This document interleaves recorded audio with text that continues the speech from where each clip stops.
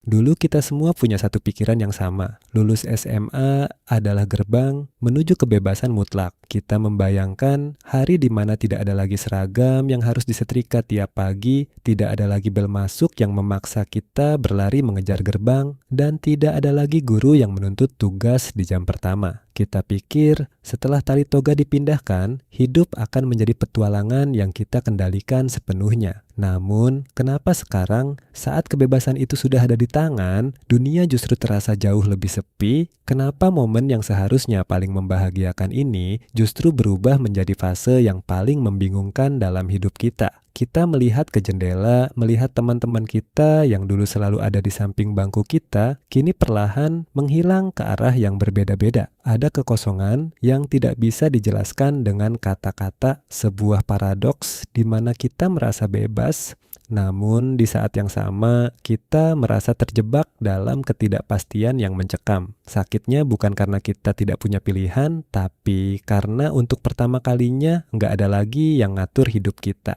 Dan justru itulah yang bikin banyak dari kita merasa tersesat di tengah jalan yang begitu luas. Perubahan ini sebenarnya adalah sebuah guncangan sistemik dalam psikologi remaja menuju dewasa. Selama 12 tahun, hidup kita telah dirancang oleh sistem yang sangat terstruktur. Kita masuk jam 7, pulang jam 3, mengikuti kurikulum yang sudah baku, dan naik kelas secara linear bersama orang-orang yang sama. Kita adalah produk dari sebuah sistem yang mengajarkan kita apa yang harus dipikirkan dan apa yang harus dikerjakan, tapi jarang sekali mengajarkan kita bagaimana caranya menentukan arah saat peta itu hilang. Ketika struktur itu dicabut secara tiba-tiba setelah hari kelulusan, kita mengalami apa yang disebut sebagai kekosongan struktural. Hidup yang tadinya penuh dengan instruksi, tiba-tiba menjadi kanvas kosong yang sangat luas. Masalahnya bukan karena kita malas atau tidak punya ambisi. Masalah utamanya adalah kita belum pernah benar-benar diajarkan bagaimana caranya menjadi nakoda di kapal kita sendiri tanpa bantuan menara pengawas. Kita dipaksa dewasa secara instan oleh keadaan, sementara mental kita masih terbiasa menunggu instruksi untuk melangkah. Tiba-tiba, konsep kebersamaan yang kita agung-agungkan di sekolah dulu luntur tertiup angin. Realita pertama yang menghantam kita adalah kenyataan bahwa setiap orang kini memiliki lintasan yang sangat berbeda. Ada teman kita yang dengan bangganya memposting jaket alma mater universitas ternama. Seolah-olah masa depan mereka sudah terjamin di atas kertas. Ada yang langsung terjun ke dunia kerja, bergelut dengan kerasnya mencari nafkah demi membantu ekonomi keluarga, atau sekadar bertahan hidup secara mandiri. Ada pula yang memilih atau terpaksa mengambil gap year, berhenti sejenak untuk bernapas, memperbaiki nilai, atau sekadar mencari tahu siapa diri mereka sebenarnya. Namun, yang paling menyakitkan adalah kelompok mereka yang berjalan tapi nggak tahu kemana. Mereka yang setiap pagi bangun dengan perasaan cemas karena merasa tidak memiliki tujuan yang konkret untuk dikejar hari itu. Di titik inilah konflik batin mulai muncul. Kita mulai melakukan hobi baru yang sangat merusak mental, membandingkan diri. Kita merasa bahwa hidup ini telah berubah menjadi sebuah perlombaan lari maraton di mana semua orang sudah melesat jauh ke depan, sementara kita masih sibuk mengikat tali sepatu yang kusut. Kita lupa bahwa setiap orang memiliki kondisi finansial, dukungan keluarga, dan minat bakat yang berbeda sejak awal. Kita merasa tertinggal, padahal sebenarnya kita hanya sedang berada di bab yang berbeda dari buku yang berbeda pula. Ingatlah, di titik ini hidup memang terasa seperti perlombaan besar, tapi masalahnya adalah kita sering lupa bahwa setiap orang memiliki garis start dan medan tempur yang berbeda-beda. Membandingkan kecepatanmu dengan orang lain hanya akan membuatmu lelah sebelum sempat mencapai tujuanmu sendiri. Beban ini semakin berat karena kita hidup di era di mana pencapaian seseorang terpampang nyata di layar ponsel kita selama 24 jam sehari. Media sosial seperti Instagram dan TikTok telah menciptakan sebuah standar kesuksesan yang sangat tidak realistis bagi anak muda yang baru lulus SMA. Kita melihat konten-konten tentang self-made millionaire di usia 19 tahun atau teman sekolah kita yang tiba-tiba terlihat sangat mapan dan bahagia dengan lingkungan barunya. Algoritma media sosial tidak peduli pada kesehatan mentalmu, ia hanya menyajikan apa yang paling menyilaukan.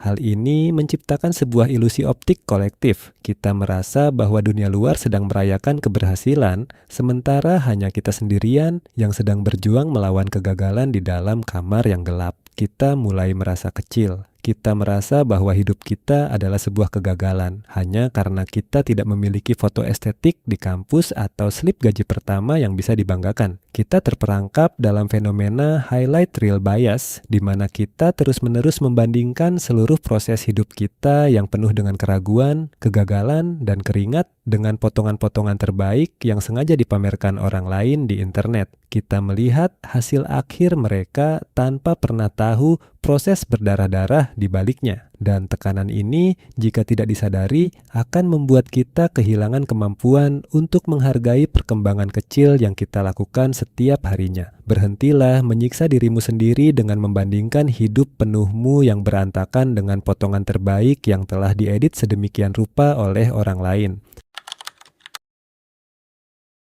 Kebingungan ini seringkali berujung pada apa yang disebut sebagai krisis arah hidup atau quarter life crisis yang datang lebih awal. Banyak dari kita yang merasa salah jurusan di tengah jalan atau merasa takut setengah mati saat harus memilih pekerjaan pertama. Muncul pertanyaan-pertanyaan eksistensial yang menghantui setiap malam. Apakah ini benar-benar yang ingin aku lakukan seumur hidupku? Bagaimana jika aku gagal dan mengecewakan orang tuaku? Apakah aku punya passion atau aku hanya mengikuti arus? Ketakutan akan salah pilih ini seringkali membuat kita mengalami analisis paralisis, kondisi di mana kita terlalu banyak berpikir dan menimbang risiko hingga akhirnya kita tidak berani melangkah sama sekali. Dunia modern memberi kita terlalu banyak pilihan, namun sangat sedikit panduan tentang bagaimana cara memilih dengan bijak. Kita merasa terbebani oleh ekspektasi lingkungan yang menuntut kita untuk sudah jadi sesuatu di usia yang sangat muda. Padahal secara biologis, bagian otak kita yang bertanggung jawab atas pengambilan keputusan jangka panjang, prefrontal cortex, bahkan belum sepenuhnya sempurna hingga usia 25 tahun. Jadi, wajar jika kita merasa bingung, wajar jika kita merasa takut. Krisis ini bukanlah tanda bahwa kamu gagal, melainkan tanda bahwa kamu sedang memproses realita dengan serius. Kamu sedang berupaya untuk tidak hanya hidup, tapi hidup dengan makna. Pilihan di depanmu mungkin terlalu banyak dan menyesakan, tapi ingatlah bahwa tidak ada pilihan yang benar-benar salah jika kamu berani bertanggung jawab atas prosesnya. Mungkin saat ini kamu sedang berada di titik itu, titik di mana kamu merasa benar-benar sendirian di dunia yang begitu ramai ini. Kamu merasa tertinggal jauh di belakang teman-temanmu, merasa sebagai produk gagal dari sistem pendidikan, atau merasa beban harapan orang tuamu terlalu berat untuk dipikul. Ada malam-malam di mana kamu menangis dalam diam, bertanya pada Tuhan atau pada semesta, kenapa jalanmu terasa jauh lebih terjal dibandingkan orang lain. Kamu melihat ke cermin dan tidak lagi mengenali anak remaja yang dulu penuh mimpi saat baru masuk SMA. Rasanya seperti identitasmu hilang, tertelan ketidakpastian masa depan. Aku ingin kamu tahu satu hal, perasaan itu valid. Merasa hancur itu manusiawi. Kita sering dipaksa untuk selalu terlihat kuat dan termotivasi oleh kutipan-kutipan sukses yang dangkal, tapi terkadang yang kita butuhkan bukanlah motivasi untuk berlari. Kadang kita hanya butuh seseorang untuk duduk di samping kita dan berkata, aku mengerti rasanya dan kamu nggak sendirian dalam kegelapan ini. Hampir setiap orang dewasa yang kamu lihat sukses hari ini pernah melewati fase tidak berguna ini. Mereka pernah merasakan sesaknya dada saat melihat pengumuman penolakan atau pahitnya rasa malu saat tidak punya jawaban ketika ditanya kerabat, sekarang kegiatannya apa? Kamu bukan satu-satunya yang sedang berjuang melawan badai ini. Kadang kita nggak butuh motivasi atau ceramah panjang lebar, ya kita cuma butuh tahu kalau di luar sana ada ribuan orang yang juga sedang berjuang di titik yang sama denganmu. Kamu tidak sendirian. Sekarang, mari kita ubah sudut pandangnya. Bagaimana jika fase kebingungan ini bukanlah sebuah bencana, melainkan sebuah laboratorium kehidupan? Kehidupan setelah SMA bukan tentang langsung menjadi benar, tapi tentang berani untuk mencoba dan salah. Bayangkan hidupmu seperti sebuah perangkat lunak yang sedang dalam versi beta. Tidak ada orang yang mengharapkan versi beta untuk sempurna tanpa bug. Ini adalah waktu bagimu untuk bereksperimen. Jika kamu gagal di satu jalan, kamu masih punya waktu ribuan hari untuk mencoba jalan yang lain. Kegagalan di usia 18 atau 19 tahun bukanlah akhir dari segalanya. Itu hanyalah sebuah data baru yang memberitahumu apa yang tidak cocok untukmu. Berhentilah melihat hidup sebagai sebuah garis lurus yang harus terus menanjak. Hidup lebih mirip seperti sebuah tarian, kadang maju, kadang mundur, kadang berputar di tempat untuk menemukan keseimbangan. Fase nyari arah ini adalah fase yang sangat mahal harganya. Disinilah karaktermu dibentuk, disinilah ketangguhanmu diuji, dan disinilah kamu belajar untuk mengenal dirimu sendiri secara mendalam, bukan sebagai siswa, bukan sebagai anak, tapi sebagai seorang manusia yang mandiri. Bingung itu normal, karena hanya orang yang sedang bergeraklah yang bisa merasakan bingung. Jika kamu diam saja, kamu tidak akan pernah merasa tersesat. Jadi, syukurilah kebingungan itu sebagai tanda bahwa kamu sedang berjalan menuju sesuatu yang lebih besar. Kehidupan setelah SMA bukan tentang langsung benar atau langsung sukses,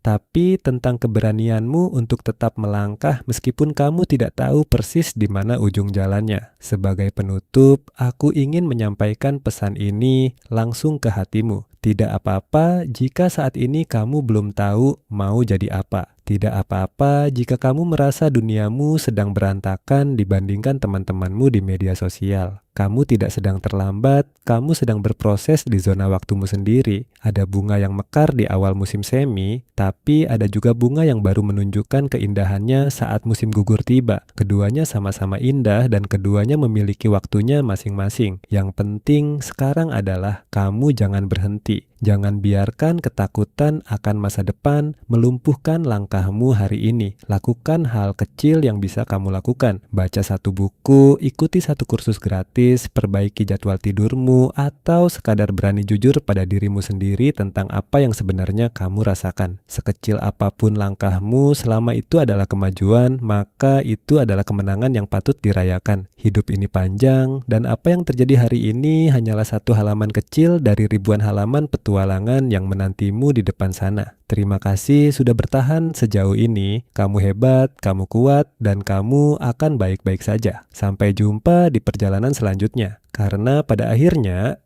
setiap orang akan sampai di tujuannya masing-masing, di waktu yang paling tepat bagi mereka sendiri. Teruslah berjalan.